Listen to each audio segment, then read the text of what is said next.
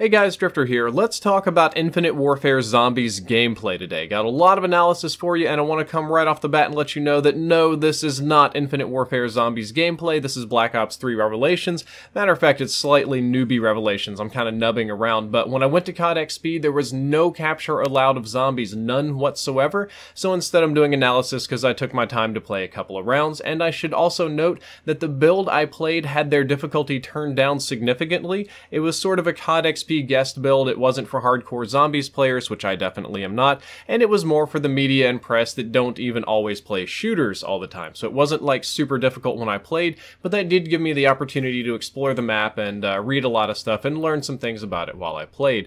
And I'll say that it was much better than expected. This is Infinity Ward's first go at zombies, so my bar was actually set kind of low, especially coming in after Treyarch, and I saw that with Sledgehammer, their first Exo Zombies map didn't hold a candle to their last one, so I was kind of worried that these zombies on Infinite Warfare would be off to a rough start despite the beautiful aesthetic. I was completely wrong. It was actually better and more fun than I was expecting despite the easier difficulty. It's also darker and scarier than I expected it to be. Given the trailer and the aesthetics, I was expecting really goofy bounce house clowns and like a Discovery Zone for zombies, right? But it was actually a little bit creepier than that. I'm gonna say the trailer didn't do it proper justice. It's much better than the trailer lets off. That's all my opinions. Let's talk about some actual analysis now. It seems very likely that the zombies, Infinity Ward Zombies, is running on the Exo Zombies engine from Advanced Warfare. Revives, knifing, zombies movement, player movement, animations. A lot of the way it works and feels leads me to believe this. Unfortunately, I was not able to confirm from any of the developers which engine it's actually running on, or who worked on it, or what and why they made all these decisions, but it feels very Exo Zombies-like. Just, I'm gonna guess maybe they use that as a base to model off of, and the map is not as big as Treyarch zombie maps. It's probably about 2/3 the size of a Treyarch Zombies map, which is still big, but it's not like Revelations big, it's not like Zetsubo big, you know, it's a little bit more tame than that. However, the map is insanely busy though. It is jam-packed with content. Even as a zombie scrub nooblord, I couldn't walk 3 feet without tripping over something completely new and confusing content-wise. And I mean confusing in a good way because it's new and I have no idea what to do with it. There are several types of currency as well. You can earn money by killing zombies, just standard stuff like you earn money and stuff in Treyarch Zombies. However, you also earn tickets by completing challenges within a certain round, by playing machines, you can just buy the tickets, but tickets are a different currency. There's tokens that you unlock. I believe the tokens are used for boomboxes, and there's other parts and things that you'll pick up very, very quickly that I personally did not figure out what to do with, but lots of different currencies and pickups available. Each one can be spent on different stuff. There are things that you can buy with money that you cannot buy with tickets, and things that you buy with tickets that you cannot buy with money, and some of these can be exchanged, like, you know, buying tickets for money, but you can't buy money with tickets, and you can buy parts for money, but not all parts, and some parts are tickets. There's a lot of different stuff going on, and I think that's a good thing. That'll keep it fresh, that'll keep it interesting and fun, and it definitely gives me something to work toward. If I'm remembering correctly, and it's been a little bit at this point, I think most of the tickets I earned were for completing challenges in the round, like knife so many zombies, finish so many zombies with headshots, and I'd get like a measly 3 or 4 tickets, but after the end of a couple of rounds, it added up. Infinity Ward made one change, which I personally loved, but I talked to some other zombie YouTubers, and I might be souring on it a little bit. You can now share door cost, which seemed really cool to me. Like the first door you pay into, it's kind of like putting the door on layaway. You can pay off 1/4 of it or 1/5 of it or a part of the door, and then your other teammates can come up and also pay in a part of the door. Of course, you just hit the button a couple of times and pay off the whole thing, and this seemed really cool. This was a way to encourage teamwork, a way to share cost, instead of having to be that one guy that's just the points bitch that just has, oh, you've got the money, well, you have to buy everything and deal with it, I'm saving up for my jug or whatever. You can now share the cost, which seemed really nice, except for the fact that door cost went way up. The starting door, if I'm remembering correctly, was like $4,000 just to get out of the spawn. That is very, very expensive, and it requires all of your teammates to drop 1K or one person to drop 4K, which they're not likely to earn. And in some senses, this is going to force teamwork, but in other senses, it's not really going to solve the problem of if you play in a random zombies lobby, there's still going to be that one greedy guy that just isn't going to to pay. It's just not going to. It's just like, well, you can pay 4 times. I'm not spending any money. So there's not really a fix to that problem.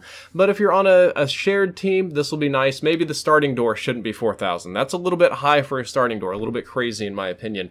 Some of the other things I noticed that were very neat is that all of the theme park rides and carnival games are playable for rewards, or at least to some extent. I didn't get to try all of them, but I did walk around the stations and look. Some people were like playing basketball or the little water gun game, or it's pretty much all the little carny games you've seen. I think some people are even actually playing like the literal arcade games, and I did get to ride on the roller coaster. The little games are a little bit more on the boring side. They're stationary. They're kind of like rail shooters. Well, the roller coaster is a rail shooter, but you know, how much fun is it to shoot a water gun and race horses versus riding a roller coaster? The coaster is awesome though. It's a lot like Space Mountain, and basically it works like this. Up to 2 people can ride the roller coaster at a time, so it splits your team in half, or you can do it with 1 person if you want, but I wouldn't recommend it. The coaster goes around pretty much the whole map, and you're supposed to shoot targets in order to get bonus tickets. The more targets you hit, the more tickets you unlock, and I think if you hit all of them, you might get a big reward or like an Easter egg or something like that.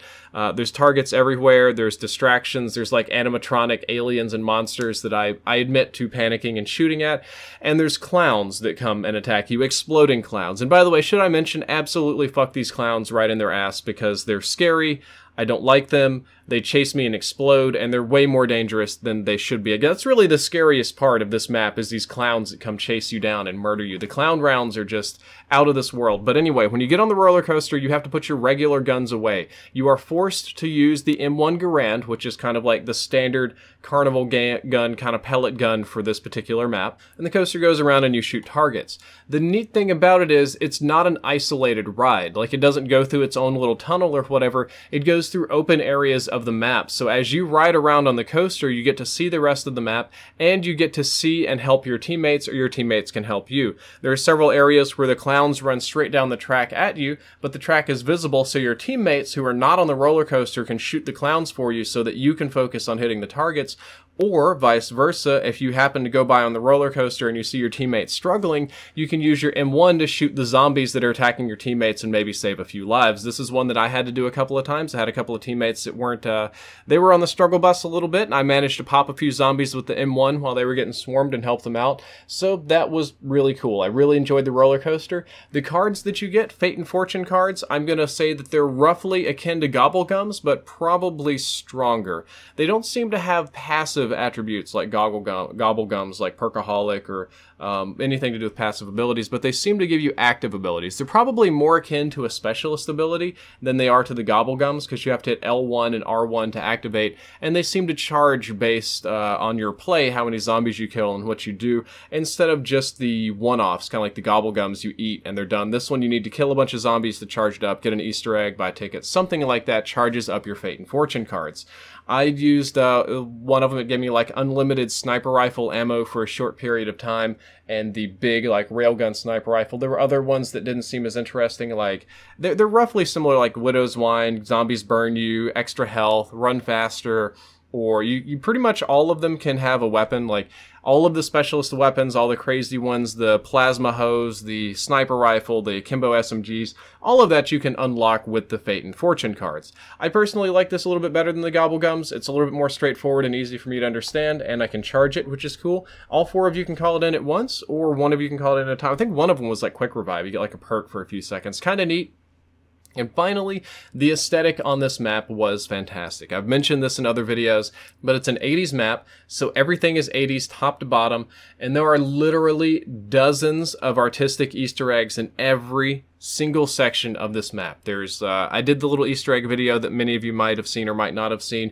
There's classic arcade games. I saw Rob the Robot, which is a Nintendo thing. I don't even know why he's there. There's references to the movie Big. There's references to Friday the 13th and Nightmare on Elm Street.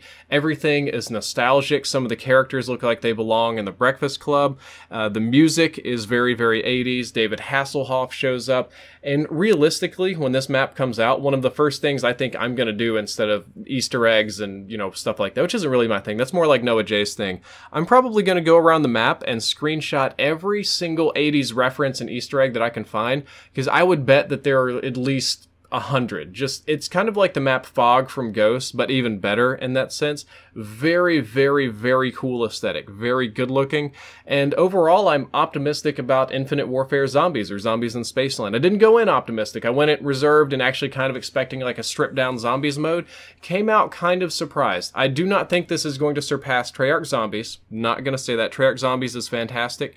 I think this is going to be more in line with Exo Zombies, or maybe slightly better than Exo Zombies. I think this is going to start out kind of like the last or next to last Exo Zombies map. So they've kind of got some experience and they're going in here. And guys, that is all for my video. I hope you enjoyed it. I hope you learned something useful. If you did, don't forget to like, favorite, and subscribe. Drifter out.